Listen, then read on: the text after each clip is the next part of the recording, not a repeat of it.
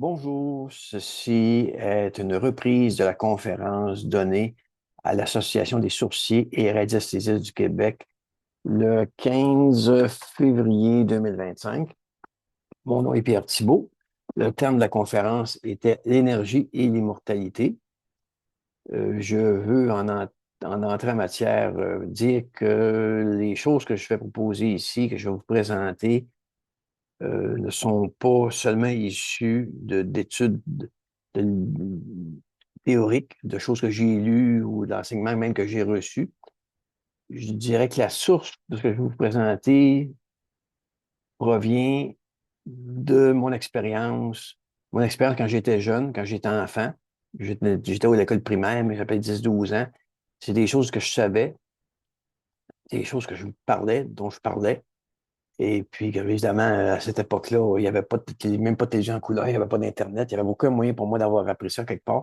Donc, c'est des choses que je savais intuitivement, peut-être une vie antérieure. Et il n'y a personne pour m'écouter. Je me suis fait dire seulement qu'il faut qu'il crée leur propre religion.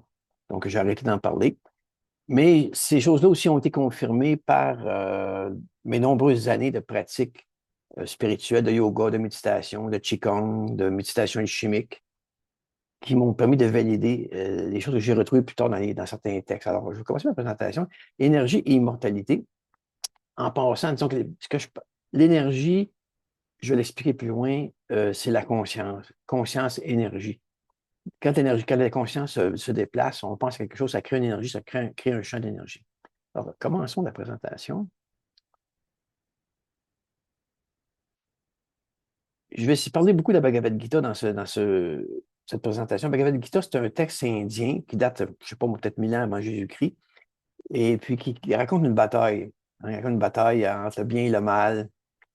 Et il y a le Seigneur Krishna, qui est l'absolu, qui conduit un char de guerre entre les deux armées avec un passager qui est Arjuna, qui est l'homme parfait, qui est comme l'intellect, si on veut. Et puis Krishna, il commente, il donne l'enseignement à Arjuna. Alors, dans Bhagavad Gita, chapitre 3, verset 26, il est dit que le sage ne crée pas de division dans l'esprit des ignorants. Je commence par ça parce que justement, de ce dont on va parler aujourd'hui, c'est pas nécessairement des choses secrètes à cacher ou ésotériques, au contraire, là, c'est public, on peut le dire, mais ça donne rien d'expliquer ça à des gens qui n'ont pas l'ouverture d'esprit et qui peuvent pas comprendre. Là. Pas les troubler. Hein, si on dit qu'on est immortel ou des choses comme ça, faut pas dire ça à quelqu'un qui va aller tuer son voisin en disant, ben écoute, il était mortel de toute façon. Donc, il faut être ouvert à la connaissance, mais il ne faut pas troubler les ignorants, les gens qui sont pas. Il ne faut pas essayer de les convaincre. Hein.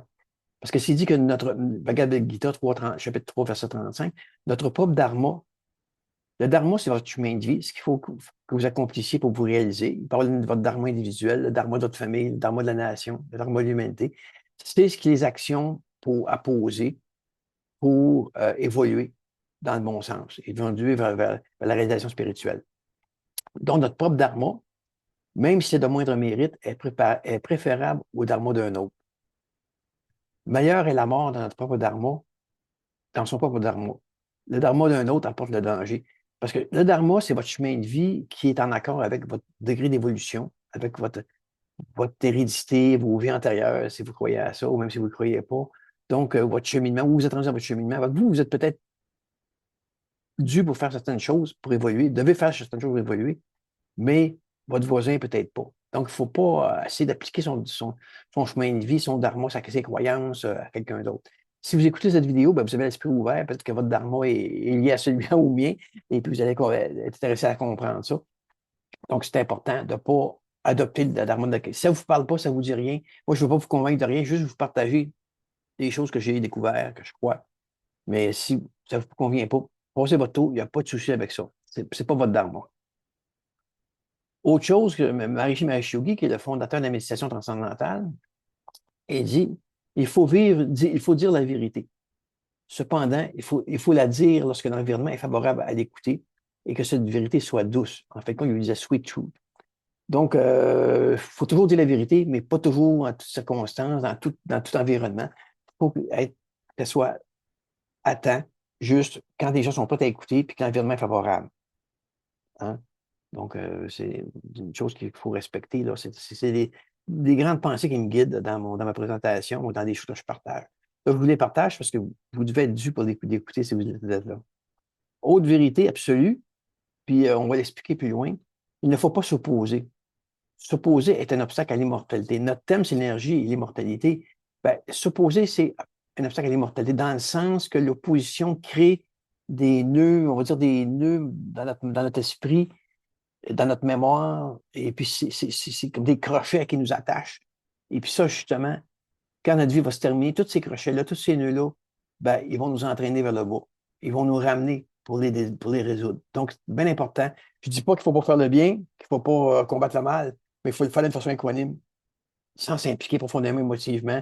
Il peut être impliqué là-dedans, là, très profondément, parce que en tout cas, faut être conscient de ça. Car les gens qui s'opposent, qui s'opposent à tout, là, qui sont, c'est de la nature, peut-être c'est de dharma, peut-être, mais ils se préparent à une mauvaise incarnation. Comme c'est dans la suivante. Voyons ce que la pensée moderne nous dit. La science, puis la pensée moderne nous dit, avant de tomber dans des textes plus anciens.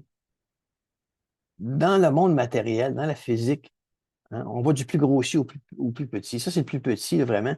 Donc, avant ça, là, il y a les molécules, le monde matériel physique tel qu'on le voit, qui est formé de molécules. Les molécules sont formées d'atomes, les atomes, d'électrons, de protons, de neutrons.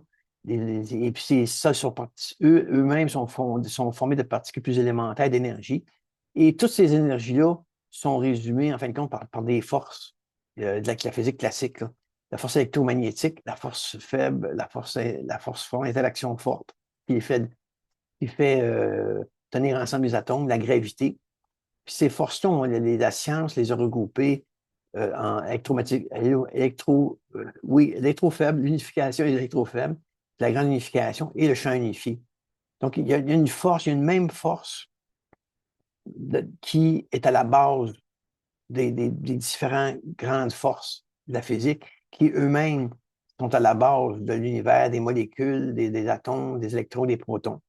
Et puis ça, c'est tiré du livre Consciousness is all there is. La conscience est tout ce qui existe, de Dr. Tony Nader. Et puis, le champ unifié de la physique est une découverte qui est faite dans les années, fin des années 80, je crois. Il y a un prix Nobel de la physique par un scientifique pakistanais, dont je ne me souviens pas le nom. J'aurais dû le chercher avant de vous parler. Et donc, c'est pas une invention que je fais ce matin, là, aujourd'hui, là. Il y a vraiment des lois de la physique qui disent que tout dans l'univers a comme source un même champ unifié. Mhm.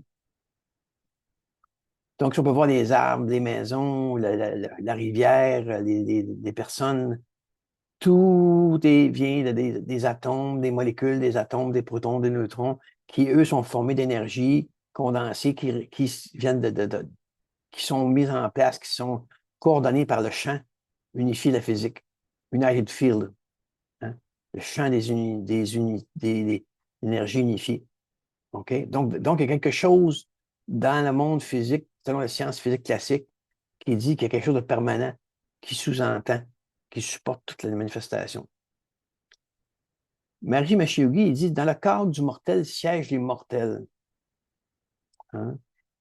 In the frame of mortality, sit mortalité. Immortalité. Immortalité. Donc, je l'ai traduit, c'est moi qui l'ai traduit. Ça veut dire que dans le fond, dans tout ce qu'on a vu tantôt, dans tout ce qui est impermanent, dans tout ce qui roule, qui fonctionne, les atomes, les molécules, le monde qui roule, il y a quelque chose de fixe. Il y a quelque chose d'immortel à la base. Hein? Pour la physique quantique, c'est la même réalité, mais expliquée autrement. La physique quantique dit que tout est énergie sous forme d'ondes, des vibrations, des ondes. Et quand il y a un observateur qui l'observe, ces ondes-là deviennent des particules. C'est tout un monde d'énergie vibratoire, mais parce qu'on l'observe, il collapse en anglais, ils disent, il s'effondre, puis il devient des particules. Donc, on voit, tout est ondes, des vibrations. Puis quand il y a un observateur, ça c'est un œil, excusez mon dessin, c'est un œil. Quand ces vibrations sont perçues par un observateur, lui, c'est ce qu'il voit. Il voit un arbre, il voit une maison, il voit le soleil, il voit des oiseaux, hein, il voit une pelouse. Donc, pour la physique quantique, C'est une autre façon pour moi, je pense, d'exprimer la même réalité, que tout est énergie, tout est vibration. Hein? Tout est une même vibration. Toute une même énergie est partout. L'univers est un bain d'énergie vibratoire. Tout est un. Ça va nous aider à comprendre les textes tout à l'heure. Maharishi, il dit, l'immortalité devient mortelle pour se connaître elle-même. C'est comme si nous étant énergie, notre œil aussi est énergie, notre l'observateur aussi est énergie, il perçoit le monde comme pour le découvrir. C'est comme si le témoin immortel en nous percevait le monde pour voir toutes les possibilités que cette énergie-là peut prendre dans le monde matériel. Hein? Il y a un autre paradigme, le troisième et dernier, pour le paradigme de la conscience. Tout est conscience. Alors, comme je disais au début, l'énergie, pour moi, c'est conscience, énergie. C'est que dans ce même champ-là, les mêmes paysages, les mêmes humains, la même rivière, les mêmes maisons, en fin de compte, ces vagues d'énergie-là qui la constituent à la base, hein, sont en fin de compte des vagues de conscience. Des vagues de conscience. Et l'observateur, notre œil, bon, ben l'œil ici, quand l'observateur observe un objet, une fleur, un objet, alors il y a trois composantes. Il y a l'observateur, qui est la présence, hein, le voyant. Il y a le processus d'observation, ça, c'est les photons qui reflètent, qui rebondissent sur la plante, et puis qui rebondissent, que l'œil perçoit, qui fait de la lumière, qui montre de la lumière, la couleur, ces choses-là. C'est le processus, hein, puis l'œil, lui, il a le système nerveux, ça fonctionne. Ça rebondit dans l'œil, ça va dans le système nerveux, ça va au cerveau. Il y a tout un processus d'observation pour que la pure conscience en nous prenne conscience qu'il y a un objet. Hein. Donc, il y a trois composantes. L'observateur, le processus et l'objet. Qu'est-ce qui se passe quand l'observateur et l'objet, c'est le même? C'est-à-dire que l'observateur s'observe lui-même. Donc, il y a un phénomène là, que l'observateur, il est conscient qu'il est, il s'observe lui-même, puis il est conscient qu'il y a un objet extérieur qui est aussi objet. Donc, il est objet et il est observateur. Donc, il y a une espèce de vibration qui se fait à ce moment-là. À la source de la conscience, il y a une vibration qui se fait, il y a un murmure. Et c'est ça qui crée l'énergie, la manifestation. La conscience est en mouvement. La conscience en mouvement est énergie. Parce que dès qu'elle bouge, elle devient énergie. Elle devient une vibration. Et crée un champ de conscience. Comme l'électricité dans un fil, quand il n'y a pas d'électricité dans le fil, il n'y a pas rien qui se passe. Il n'y a pas de champ électrique, mais du champ magnétique. Mais quand l'électricité circule dans le fil, ça crée un champ. C'est la même chose. La conscience autoréférente, en s'observant elle-même, en devenant un, en devenant plus multiple, en devenant un, en devenant deux, en devenant un dans le multiple, il se crée un murmure et puis c'est ça l'énergie qui vibre, qui crée l'univers. Tout est un, tout est conscience, énergie. Donc ça explique un peu là, cette fameuse énergie-là qui est partout, qui constitue l'univers, qui est à la base de tout. Mais Maharishi dit, l'immortalité semble mortelle à cause de l'ignorance. Quand on ne sait pas que tout est un, on pense que tout est impermanent. Mais en fait, tout est immortel, tout est d'énergie vibratoire. Hein? Ça nous apparaît changeant, ça naît, ça meurt, mais en fin de compte, ça ne bouge pas. C'est c'est la même énergie. Dans notre conscience, dans toujours une série de conscience, Is All There Is de Tony Nader, on voit ici que les vagues d'énergie sont comme des vagues dans l'océan. Hein? Comme dans l'océan. Et puis, la partie supérieure ici, c'est la conscience éveillée, conscious mind. Donc, on a des pensées, mais ces pensées-là, ils viennent de où? Ces pensées, ils viennent de la source, de la pure conscience. Fait que cette pure conscience-là, qui est la conscience autoréférente qu'on a vue tantôt, elle vibre, elle crée des vagues, puis elle prend. Il y a des idées naissent. On peut appeler ça l'intuition. Donc, les pensées qui nous apparaissent conscientes dans notre pensée, notre mental, dans nos esprits, ils viennent profondément du subconscient, de l'inconscient et de la conscience profonde, hein, et de la base du silence, la conscience pure, la base silencieuse de tous les êtres en nous. C'est ça qui est éternel. C'est ça qui est éternel, qui vibre aussi, qui vibre aussi. Maintenant, voyons ce que les textes anciens nous disent. On a compris un peu quelques concepts de la pensée moderne, puis voyons ce que les textes anciens nous disent. On va voir qu'il y a des textes qui datent de 2-3 000 ans, puis c'est de ça qu'ils parlent, en fin de compte. Dans le Rig Veda, c'est encore le plus ancien des anciens textes qui vient de l'Inde, de la science védique, des Védas. Il y a 4 Védas. Samaveda, Rig Veda, il y a Ayurveda, et l'autre, je ne me souviens jamais du nom. Dans le Rig Veda, il dit Brahman murmure. Mais le murmure, je vous parlais tantôt de la conscience autoréférente qui s'observe, qui est consciente qu'elle est consciente, qui est un, ça qui est trois, qui est un, observateur, objet d'observation, processus, 1, 3, 3, 1, 1, 3, 3, 1, 1, 3, 3. Elle vibre, ça crée un murmure. Les gens qui méditent, puis qui vont profondément dans la conscience, ils peuvent observer ce murmure-là. C'est dans ce murmure. C'est le silence, mais quand on approche, on plonge dans le silence, on se rend compte qu'il y a un murmure qui crée le monde. Donc, dans les Rig Veda, qui date plus de 3000 ans, fait au moins 1000 ans avant Jésus-Christ, il disait ça. Brahman murmure. Brahman, c'est le monde manifesté, puis c'est le monde non manifesté. Hein, c'est tout, la totalité. Dans les Upanishads, un autre texte très ancien, qui c'est après les Védas, mais c'est quand même très ancien, il est dit, tout ici, quoi que ce soit, dans le monde en mouvement, est le vêtement du Seigneur. Oh, ça recoupe un peu ce qu'on disait tantôt. Il y a une même énergie qui prend forme, qui donne naissance au monde. Donc, c'est comme la main dans la marionnette. Hein? Dans tout le monde manifesté qu'on voit, il y a quelque chose, est habité par quelque chose. Hein? Tout ici, quoi que ce soit, dans le monde en mouvement, dans tout le tumulte de la vie, est le vêtement du Seigneur. Donc, il y a une force, une conscience pure qui habite et qui anime tout, comme une marionnette, une main dans une marionnette. Kena Upanishad, il, Brahman ou la pure conscience, il est l'ouïe de notre oui, le mental de notre mental, la parole de notre parole. C'est aussi la vie de notre souffle de vie, la vue de notre vue. Qui écoute, qui entend? Hein, c'est la conscience à travers l'oreille, à travers le processus de perception de l'ouïe. Hein, qui pense? À travers le cerveau qui capte les ondes de la conscience, qui crée l'esprit. Hein? Qui est là? Qui est là? C'est la pure conscience. Hein? Cette chose-là immortelle, c'est ce qui est à la source de nos perceptions. Libérer les sages qui inventent ce monde deviennent immortels. Donc, si on voit ça, on voit que nous ne sommes pas, oui, nous ne sommes pas le mental, nous ne sommes pas la parole. Ce ne sont que des outils, des outils de l'esprit, qui, lui, il provient de la conscience. On est libéré, on devient immortel. L'immortalité est en nous. Dans la Bhagavad Gita, commentée par Maharishi Mahesh Yogi, verset 11, verset 11, chapitre 2, le bienheureux Seigneur dit, ça c'est Krishna qui est un symbole, si on veut, du suprême, de l'être suprême, supracosmique et cosmique, qui est au-delà de tout. Krishna, il dit, il n'y a rien au-delà de moi. Hein, je suis suprême.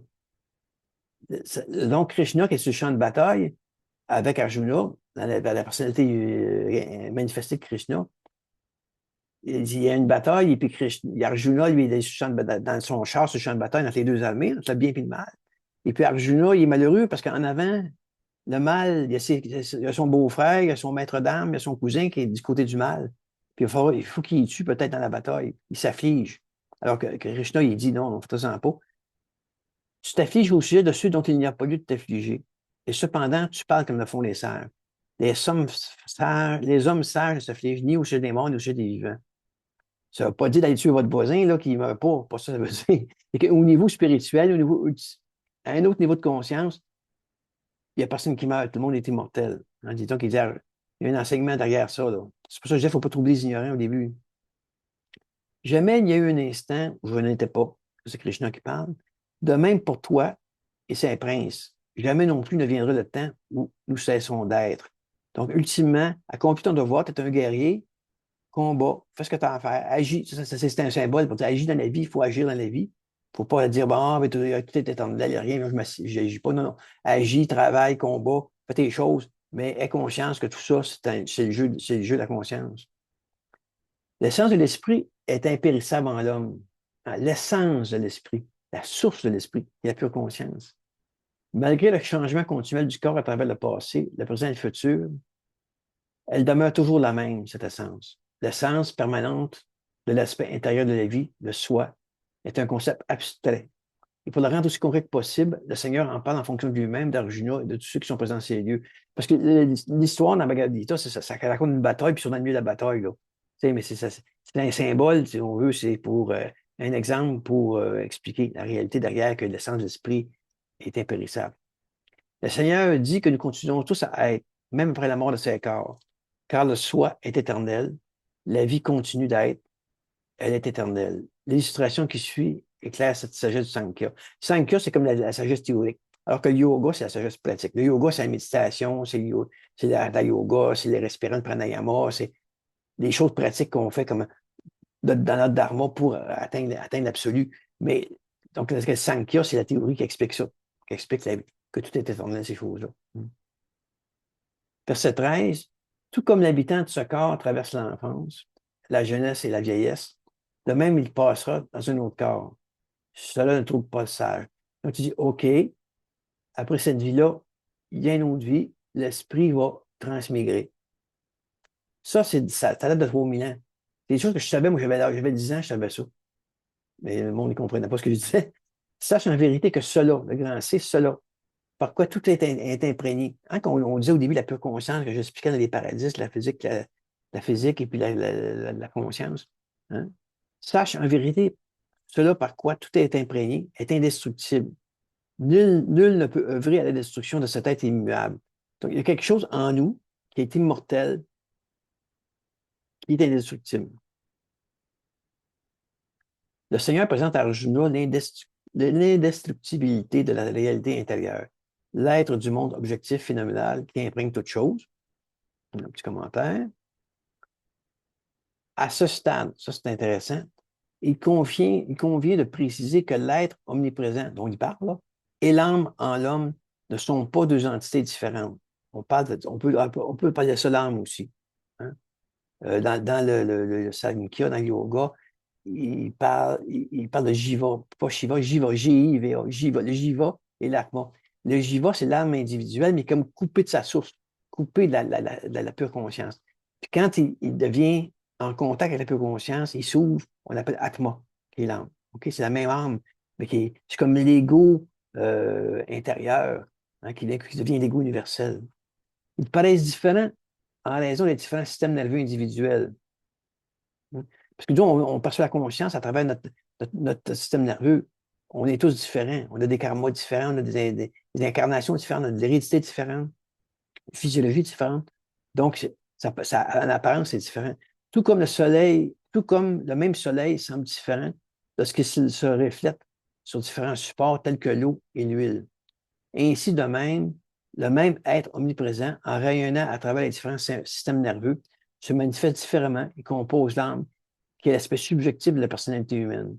Quand le système nerveux est pur, l'être se reflète davantage et l'âme est plus forte. Et l'âme est plus forte, le mental plus efficace. Quand le système nerveux est tout à fait pur, l'être se reflète dans toute sa plénitude et l'individualité intérieure de l'âme gagne un niveau d'être éternel illimité. L'être éternel, elle a l'immortalité. C'est comme le soleil, il est caché par les nuages. Le soleil est toujours là, mais on ne le voit pas à cause des nuages. Donc, par la pratique spirituelle, la méditation, cette transcendantale, le yoga, votre technique spirituelle, c'est d'enlever les stress, purifier le système nerveux et d'enlever les samskaras, qui est les impressions antérieures du passé, pour atteindre la source en soi, la pure conscience, hein, l'atma. À ce moment-là, c'est ça l'immortalité. Alors, on devient immortel.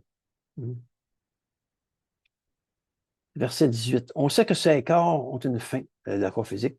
L'habitant de ces corps est éternel, impérissable, infini. Ainsi donc, combat au Bharata. Si on se champ de bataille, il ne faut pas oublier. Ou ça veut dire agir dans la vie, là, pour traduire ça en nos mots. De même qu'un homme se dépouille des vêtements usés pour en prendre des neufs, ainsi l'habitant de ce corps se défait des corps usés et en prend d'autres qui sont nouveaux. On va savoir pourquoi tantôt. Verset 22, chapitre 2, Bhagavad Gita. On se répète quasiment, là. Celui qui habite dans le corps de chacun, au Bharata, est éternel et invulnérable. Tu ne devrais donc pas t'affliger pour aucune créature, quelle qu'elle soit.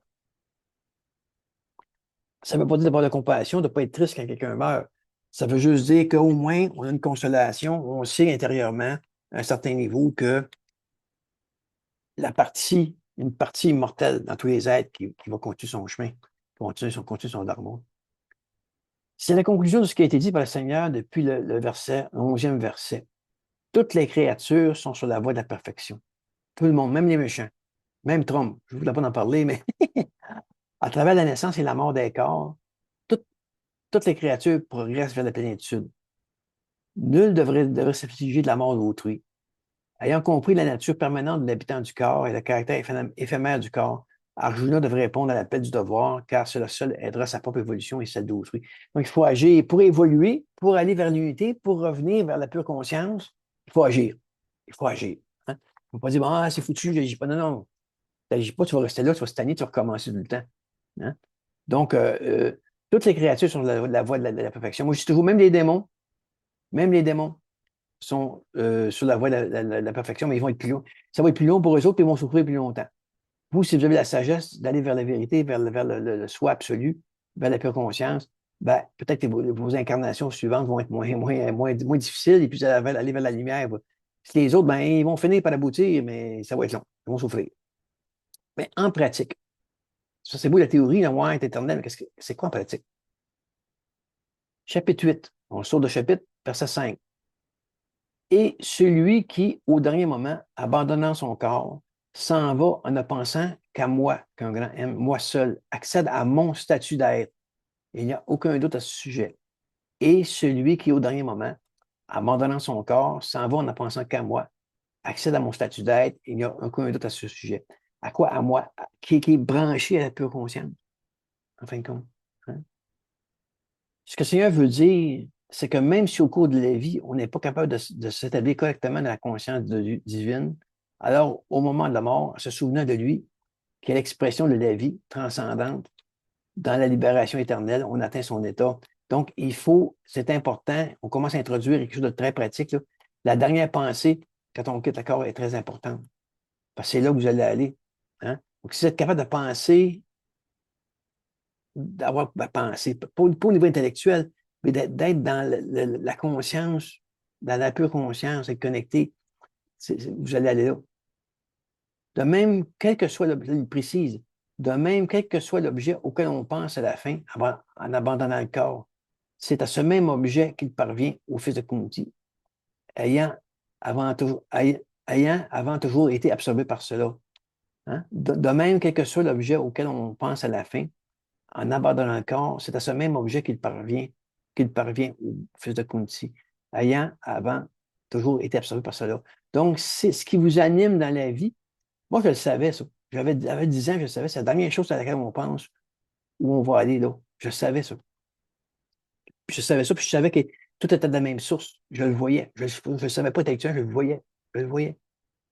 Ça veut dire ça que, dans le fond, c'est écrit, c'est la dernière pensée qui va diriger où vous allez dans l'incarnation presque suivante, mais c'est ce qui vous anime dans la vie aussi. Si votre vie, c'est un combat, puis vous vous opposez à tout, puis tout ça, ben, vous allez retourner dans une vie de combat puis d'opposition. Hein? Donc, quand tu abandonnes le corps, c'est quel que soit l'objet qui t'anime, que tu penses, c'est ça qui va attirer la conscience, parce qu'il va aller résoudre les problèmes qui ne sont pas résolus. Ce verset révèle la force motrice. C'est important la suite qu'on va dire. Là. Ce verset révèle la force motrice qui détermine la marche de l'âme et son statut après la mort. Est le dernier désir au moment de la mort. Révèle que la force motrice qui détermine la marche de l'âme et son statut après la mort est le dernier désir au moment de la mort. Les désirs inassouvis de toute la vie, liés entre eux, forment le dernier désir au moment de la mort et ils guident la marche de l'âme. Donc, tous les désirs, les rancœurs, les peines, les remords, les regrets, ça forme comme dans la conscience des nœuds, on va dire ça de même, là, des mémoires, des crochets qui vous attirent. Et puis quand vous allez quitter le corps, l'esprit va être habité par toutes ces nœuds-là, ces crochets-là, puis il va vous ramener. J'avais dit, là, c'est le mécontentement dans cette vie qui donne naissance aux vies futures. Si le contentement éternel n'a pas été acquis et que le mécanisme de l'expérience, le corps, cesse de fonctionner, alors l'âme va naturellement se mettre en route pour prendre un nouveau corps, grâce auquel le contentement désiré pourrait être obtenu. La nature, c'est comme un mouvement qui est lancé pour atteindre un but. Puis vous n'allez pas atteindre de but, donc l'énergie de la conscience ça fait comme un noyau, puis va aller pour réaliser ces buts-là et va chercher à revenir. D'où l'important de cultiver la pure conscience par la méditation. L'âme prend un corps qui est le plus approprié à la réalisation de ses désirs inassouvis. L'âme prend un corps qui est le plus approprié à la réalisation de ses désirs inassouvis de la vie précédente. C'est ainsi que l'âme continue à changer de corps jusqu'à ce que le contentement, il y a une faute, là, final soit acquis dans la conscience de Dieu. Hein?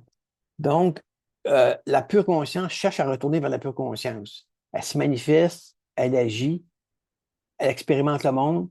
L'expérience du monde crée une impression, une empreinte, hein? Une empreinte, imprime en tout cas, imprime quelque chose dans l'esprit, puis ça reste. Puis l'esprit veut résoudre ça, veut recommencer, hein?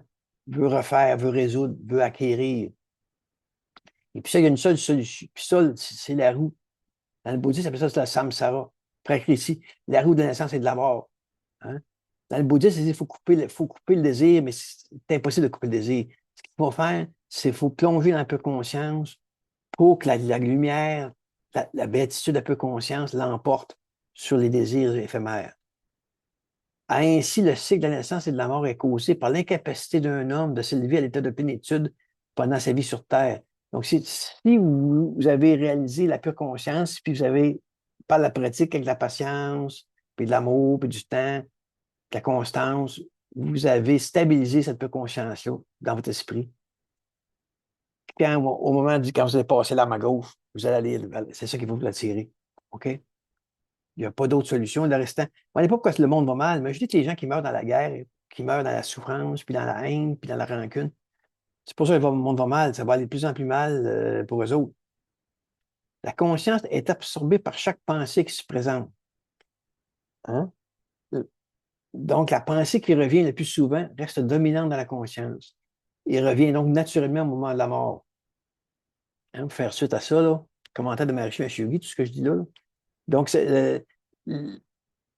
chaque pensée crée une empreinte. Puis si vous accumulez les pensées, ben, il y a une montagne de pensées qui concernent un sujet quelconque. Puis c'est si vous allez résoudre ça.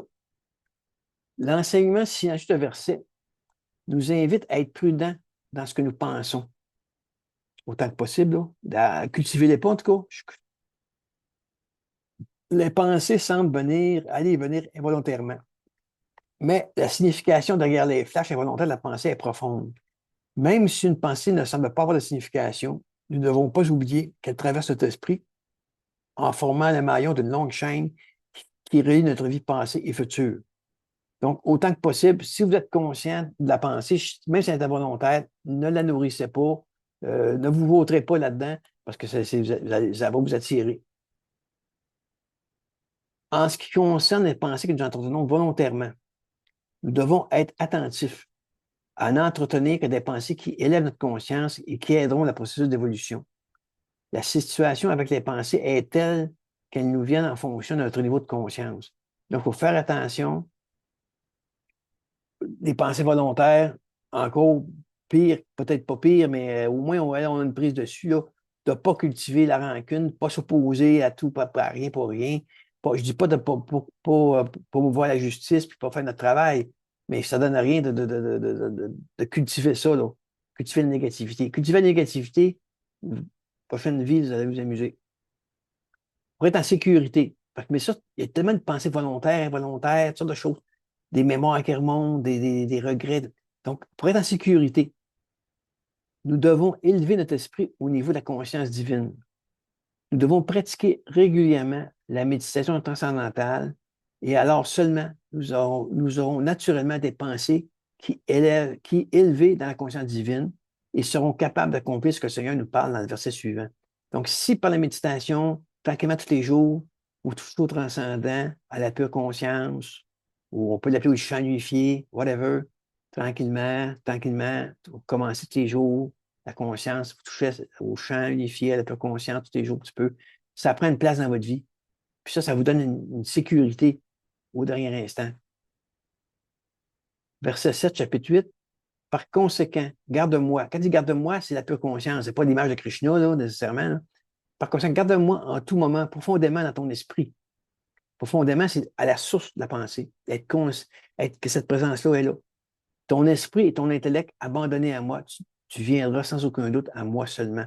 Donc, si par la pratique, la méditation, c'est comme un bateau dans un lac ou sur un fleuve, vous accrochez votre ancre dans le fond, vous êtes bien ancré, vous ne serez pas emporté. Hein? L'ancre, le lien que vous avez avec la pure conscience va vous permettre de ne pas vous laisser emporter par le courant du samsara, la roue des naissances et des morts. L'indice pour se souvenir à tout moment se trouve dans l'abandon de l'esprit et de l'intellect à moi. C'est l'état d'illumination, la conscience ancrée en moi. C'est un abandon qui n'est pas au niveau de l'esprit, de la pensée. C'est un abandon qui vient automatiquement par la pratique. Hein? C'est comme si on a goûté à ça, on revient. Pour atteindre l'unicité de la pensée en Dieu et réaliser la conscience de Dieu, l'attention doit être portée sur le domaine du transcendant. Par la méditation, tranquillement, on a un mantra. Le mantra-là nous permet de plonger, d'aller à la source de la pensée, à la source du mantra, qui est une pensée. Puis, whoop, vous êtes en contact avec la pure conscience. Vous revenez dans la vie, vous méditez, whoop, vous êtes en contact avec la pure conscience. Ça crée une empreinte positive, neutre, qui va vous sauver. C'est votre bouée. Verset 8, chapitre 8, Bhagavad Gita. Établi dans la pratique régulière du yoga, la méditation, grâce à l'esprit qui ne tourne pas ailleurs, profondément absorbé dans la méditation ou par top, ça c'est Arjuna, on va vers le divin Purusha transcendant. Donc, par la pratique régulière, notre esprit va automatiquement là. Quand vous allez faire votre dernier voyage, au moment où vous allez quitter le corps, vous allez aller là. Vous allez à votre pure conscience et vous ne vous réincarnerez pas. Purusha, c'est la pure conscience. Il y a Purusha et il y a Prakriti. Ben, je ne vais pas tomber dans les choses trop théoriques. Purusha, c'est la conscience, la pure conscience. Puis Prakriti, c'est le monde matériel dans lequel on vit. Hein, le monde qui se compose d'atomes, puis de protons, de neutrons, puis de tout ça. Là. Hein? Mais le Purusha, c'est juste la lumière. C'est comme un film. Le Purusha, c'est comme la projecteur, la lumière blanche, immaculée, la conscience, comme dans un film. Hein? Il y a un film sur l'écran, c'est quand il y a une pellicule qui passe en avant, la lumière. La pellicule, c'est les impressions, les mémoires antérieures, c'est les souvenirs, ces choses-là qui font animer la pure conscience. Hein? Si vous réussissez à arrêter le film, vous allez avoir juste la lumière. Pour celui dont l'esprit n'est jamais occupé par autre chose, qui se souvient de moi, jour après jour, un tel yogi toujours établi en moi, que je suis facilement atteignable. Ça ne veut pas dire de volontairement de dire je pense à Dieu, je pense à Dieu, je pense à Dieu. Non. Ça veut dire que par la pratique quotidienne de la méditation, du yoga, ce silence-là, cet espace intérieur-là, ce moi, cette pure conscience-là, elle va devenir présente. Puis elle va toujours être établie en permanence à un moment donné. C'est ça le but. Étant venu à moi, ces grandes âmes ne sont pas sujettes à la renaissance. La demeure du chagrin est permanente car elles sont atteintes de l'accomplissement transcendantal. Quand vous avez touché au soi, la job est faite. Mais finalement, où irez-vous? Excusez, j'ai éternué. Mais finalement, où irez-vous? C'est beau tout ça, là, mais en résumé. Mais finalement, où irez-vous? Ce que j'ai conclu de toutes les choses que j'ai lues, j'ai étudiées et j'ai faites. Hein. Premièrement, de façon générale, la règle de base, c'est la dernière pensée détermine où nous allons selon la Gita, la Bhagavad Gita. Mais en fait, c'est ce qui nous motive dans la vie qui nous guidera. Hein? À la base, là, ce qui te motive dans ta vie, c'est ça que ton esprit va aller là. Les désirs, les regrets, remords, haine, amour, l'amour non réalisé, nous guideront vers notre prochaine destination. Donc, faites attention à être conscient, qu'est-ce qui vous motive dans la vie. Deuxième règle, par contre, une bonne vie mènera à une renaissance heureuse. Si vous avez une bonne vie, vous êtes gentil, vous êtes bon, vous aidez votre prochain, comme dans le christianisme, là, ben, vous allez au moins renaître dans un lieu favorable, une naissance heureuse. Pendant que ici, nous sommes nés au Canada, on a quelque chose à manger dans le réfrigérateur, on a les toits sur la tête, on est habillé, on a du travail, on est en santé. Ben, on a dû avoir une bonne partie de notre vie précédente qui était positive, là. On a accumulé des bonnes actions. Mais il faut que ça continue. Par contre, si non seulement vous avez fait des bonnes actions, mais vous avez une vie spirituelle. Vous faites pratiquer un peu de méditation, un peu de yoga, vous faites vos prières, je ne sais pas, votre dharma. Ben, à la fin, vous allez renaître, non seulement d'avoir une bonne vie, mais renaître dans une famille spirituelle. Moi, c'est ça qui a dû m'arriver aussi encore, là, parce que je suis né, mon père était bedeau dans une église, puis j'habitais à côté de l'église, puis le mur de ma chambre tombait sur l'église, puis j'étais attiré par ces choses-là. J'ai été une vie spirituelle très jeune. Hein. Donc, vous allez naître dans une famille de yogis ou de saints, là. Mais si en plus de pratiquer un peu de yoga, de méditation, de prière, puis de faire des bonnes actions, votre vie est consacrée à la spiritualité. C'est ça qui est votre but. C'est pas de faire des pizzas, c'est pas d'amasser de l'argent, c'est pas juste ça. Donc, ta vie est consacrée à la spiritualité. Alors, quand vous allez quitter le corps, vous ne reviendrez pas sur la terre. Même si vous n'avez pas réalisé la pure conscience en permanence. Vous allez à une place qu'on appelle dans les textes le Brahma Loka. Brahma, c'est le Dieu créateur, puis Loka, ça veut dire le paradis. Vous allez aller au paradis de Brahma. Puis quand l'univers va se dissoudre, vous allez aller à l'unité. Le principe, c'est que l'univers est créé par la respiration de Brahma. Quand Brahma expire, le monde est créé. Puis quand il inspire, le monde se résorbe. Donc, tout l'univers est un cycle. Je parle des planètes, du cosmos, depuis le Big Bang, là. Donc, tout l'univers est manifesté, se résorbe, est manifesté, se résorbe. Et puis, ça continue, le cycle continue. Les mémoires restent là pareil. Mais si vous avez une vie consacrée à la spiritualité, en attendant la dissolution, vous allez dans une espèce de paradis. Mais ça, même ça, c'est pas permanent. Dans le sens que peut-être dans des millions d'années, quand l'univers va se faire, ce paradis-là va être aussi annihilé parce qu'il est dans le niveau le plus élevé de la manifestation, mais il est quand même impermanent. Vous allez aller dans la conscience de l'unité. Allez-vous tout dans l'unité. Mais si vous avez réalisé la conscience cosmique, au moment du départ, vous allez directement dans l'unité. Qu'est-ce que ça veut dire, ça? La conscience cosmique, c'est la conscience pure qu'on atteint avec un petit peu, beaucoup de pratique de méditation. On ne s'en rend pas compte, mais il va pareil. Quand ce silence intérieur-là, cette pure conscience est permanente. Elle est permanente non seulement dans l'état de veille, mais aussi dans l'état de sommeil profond, dans l'état de rêve. Et vous ne perdez jamais conscience. Le fil de la conscience demeure même dans le sommeil, même dans le rêve. Vous rêvez, vous savez que vous rêvez. Vous dormez profondément, vous savez que vous dormez. Mais ce n'est pas d'insomnie, là. Vous dormez. Mais la lumière, la conscience est toujours allumée. Ça, c'est un symptôme, là. Quand ça s'est atteint en permanence, alors là, quand vous quittez le corps, il n'y a pas de Brahmaloka, il n'y a pas rien. Vous vous êtes dit, vous avez déjà atteint cet état-là dans la vie du corps. Donc, quand le corps cesse, vous restez là. OK? C'est ce que les bouddhistes appellent le nirvana. OK? Donc, c'est un peu la dissolution, mais dans l'unité qui est conscience béatitude. Donc, c'est pas négatif, là. OK? Donc, ici, vous avez les étapes. Donc, dernière pensée détermine où vous allez. Donc, le désir, les regrets, la haine vont vous guider. Aïe, aïe, aïe. Une bonne vie, ben, une bonne renaissance. Une vie spirituelle, une famille spirituelle. Vous allez où vous méritez une vie consacrée à la spiritualité, ben, vous allez dans un paradigme que vous n'avez pas établi en permanence la conscience cosmique en vous, vous n'êtes pas tel nirvana. Donc, au moment de la dissolution, vous allez aller dans l'unité. Mais en attendant, vous allez dans une espèce de paradis intermédiaire. Et si vous avez stabilisé la conscience en vous, alors vous allez, boum, aller dans l'unité quand vous allez quitter le corps. C'est fini. Attention, les versets qui suivent ne sont pas des techniques à mettre en pratique, mais des directives qu'on peut utiliser de rien instant. Ça, c'est j'ai dit dans la Bhagavad Gita, c'est écrit partout, ça, c'est marqué, c'est public, mais les gens qui ne connaissent pas ça, c'est une technique, comment faire pour quitter le corps. Et on avertit, moi, ça m'a été dit verbalement par un maître, tu fais pas ça, là. Fais pas ça, fais pas ça de ton vivant. Essaye de t'en rappeler à la fin si tu peux, mais fais pas ça de ton vivant. Chapitre 8, verset 12-13, le Bhagavad Gita. Ayant maîtrisé toutes les portes du corps, les sens, c'est-à-dire que tu n'es pas absorbé d'un sens. Ayant confiné l'esprit dans le cœur, tu vas dans le cœur, et puis tu montes dans la tête. Avec le souffle de vie maintenu dans la tête, fermement dans cet état de yoga, en restant le Brahma à une syllabe, mais maintenant profondément de l'esprit. Lorsqu'une telle personne s'en va dans le corps, elle s'en va vers le but transcendant. Je vais répéter ça.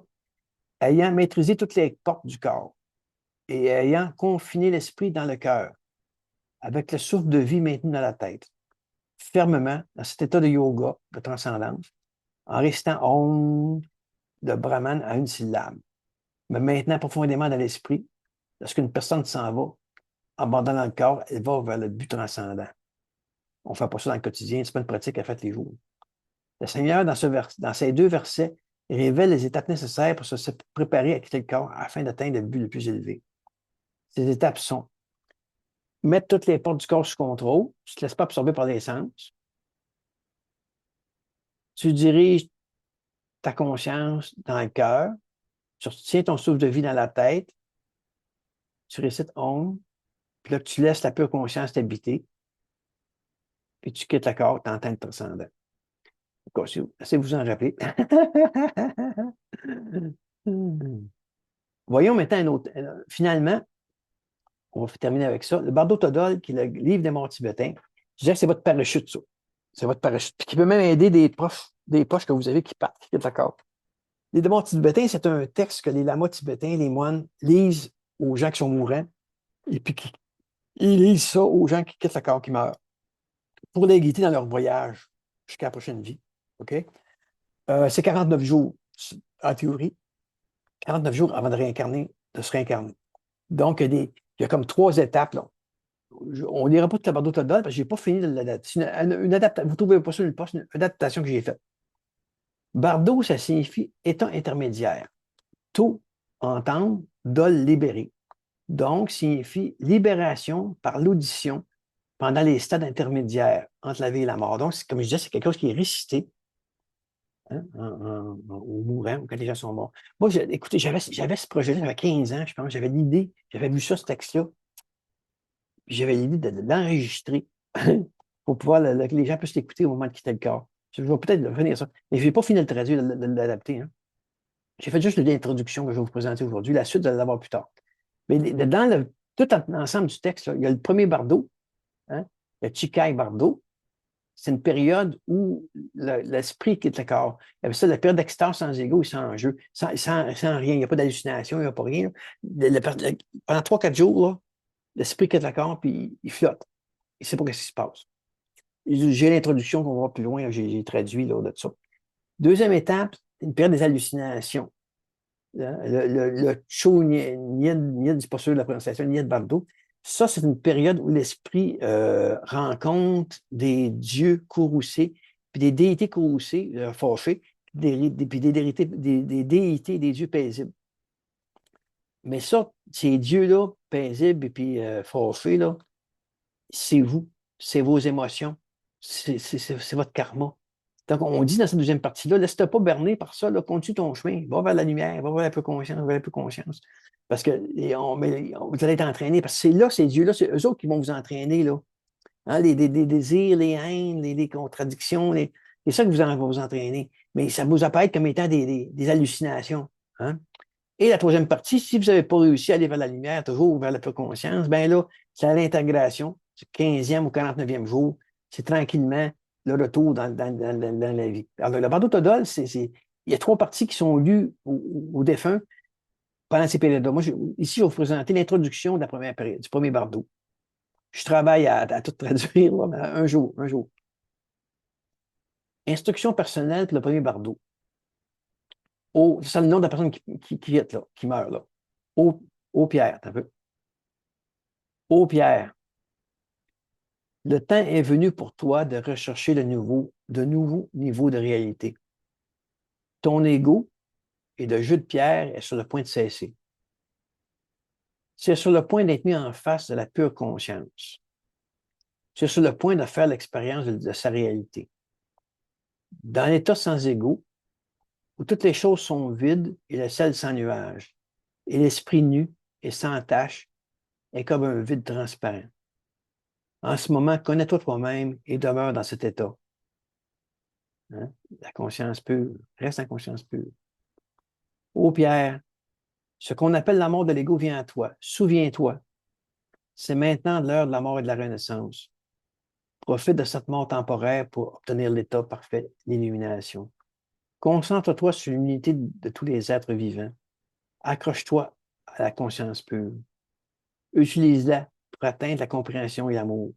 Si tu ne parviens pas à maintenir la félicité de l'illumination et si tu retombes en contact avec le monde extérieur, souviens-toi, les hallucinations dont tu peux maintenant faire l'expérience, les visions et les intuitions t'apprendront beaucoup sur toi-même et sur le monde. Le voile de la perception routinière sera déchiré à tes yeux, de tes yeux. Souviens-toi de l'unité de tous les êtres vivants. Souviens-toi de la félicité de la conscience pure. Laisse-la te guider à travers les visions de cette expérience. Laisse-la te guider dans cette nouvelle vie à venir. Si tu te sens confus, fais appel à la mémoire de tes amis, au pouvoir de la personne que tu admires le plus. C'est un maître spirituel, tu l'appelles. Ô Pierre, ou votre nom, le nom de la personne. Ô Pierre, essaie d'atteindre et de conserver l'expérience de la conscience pure. Alors, je vous souhaite un bon voyage. Cet extrait du livre des monts tibétains, du Bardo Todol, je dirais que c'est votre parachute. Si au cours de la vie, vous n'avez pas réussi à mener une vie spirituelle suffisante, on va dire ça de même, ou des pensées qui vous ont emporté, puis vous vous trouvez de l'autre bord, vous faites le saut tout d'un coup, là, puis oh boy, où est-ce que je suis là?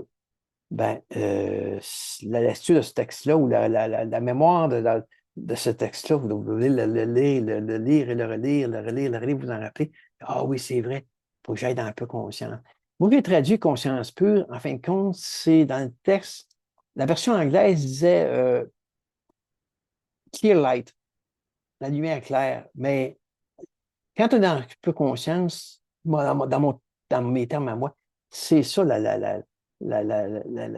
c'est une lumière pure. Hein? On a un peu, la pure conscience, la lumière pure. Donc, moi, j'ai traduit un peu conscience pure. Alors, la suite va être un jour faite en papier, audio, où je me trouve un bon lecteur, une bonne lectrice pour lire ça à ma place, là.